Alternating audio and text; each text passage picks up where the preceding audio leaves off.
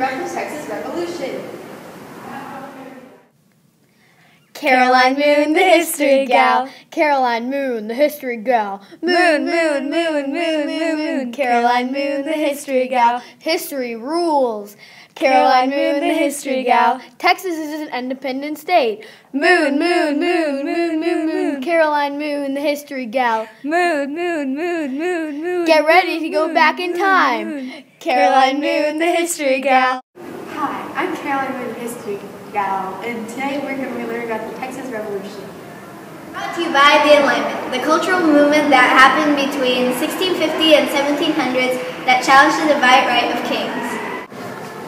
The Grito de Dolores was a speech given on September 16, 1810. This date later became Mexico's Independence Day. Father Hidalgo gave this speech trying to get Mexico free and independent. He planned the revolt. But did you know that even though that's their Independence Day, they didn't actually become independent for about another 10 years after they won the revolution? Stephen F. Austin started the Old 300 because it was his father, Moses Austin's last dying. The Old 300 is a group of 300 families that were from the U.S. that moved to Texas. They would put a sign on their door that said GTT, Gone to Texas. Wait, they would just leave just like that? Yes. The Old 300 moved to present-day Austin. Although back then, it was very normal for families to move like this and just leave their homes where they were. This model represents one Mexican to every 10 Texans living in Texas. There are a lot more Texans than Mexicans. The invention of 1836 was the meeting of elected delegates. It was located in Washington. The Texas Revolution begun 5 months previously. The government, known as the Constellation, had wavered over whether to declare independence from Mexico or pledge to get the Mexican Constitution of 1824 back. The convention was called to order on March 1st, and the following day adopted the Texas Declaration of Independence. After the Alamo fell, Santa Anna's army marched towards Washington on the Brazos, prompting the new government to flee. Texas was a republic. Texas as a republic meant that Texas was its own state and independent. Texas got Santa Anna to sign a treaty. Texas was a republic for 10 whole years. All the power was in the hands of the people. Texas was running out of money, so we went to the USA because of our debt. The Battle of San Jacinto was a Texas victory. 900 Americans were led by Sam Houston. 1,560 Mexicans were there. Half of the Mexicans were killed and the others were imprisoned. While the Mexicans were sleeping, the Texans captured Santa Anna and killed the Mexicans. The Alamo was a 13-day siege between the Mexicans, led by Santa Anna, and the Texians, led by William B. Travis. The Texians were outnumbered. There were about 5,000 Mexicans and about 200 Texians. It was an unfair battle. The Mexicans surrounded the Texians for about 13 days.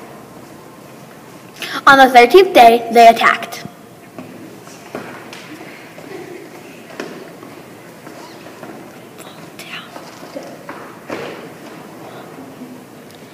Even though the Texians lost all their men, the Mexican side lost about 600 men too. The Texian side lost 189 men. That's all of their men. The first political gathering of the Texan colonists in Mexican Texas was called the Convention of 1832.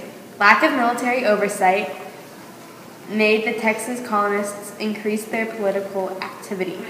The delegates elected Stephen F. Austin as their president of the convention. Santa Anna passed a decree of proclamation saying all foreigners should be treated as pirates. Fannin was the leader of the pirates and went to the Alamo to help with the battle.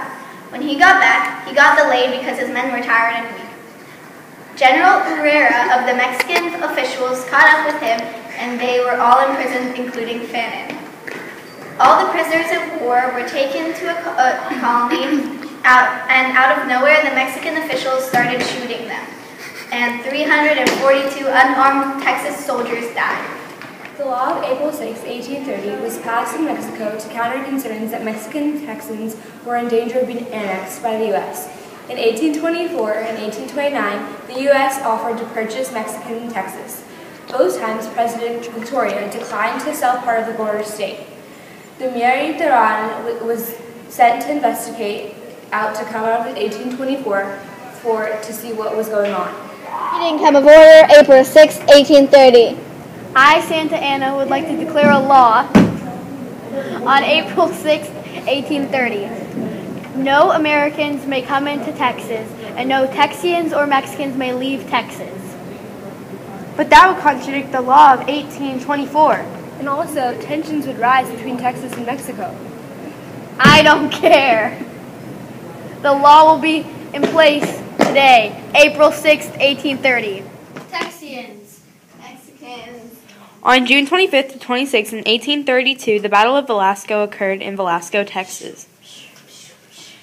It was one of the first 3 military conflicts between Mexico and Texas. It began the Texas insurgent attack from Fort Velasco. The Texan militia eventually went, and the Mexicans surrendered to the Texians. It's because the Mexicans ran out of ammunition. It was a Texian victory. After many battles between Mexico and Texians, the Texians finally won their independence. It is now an independent state in America and not part of Mexico anymore.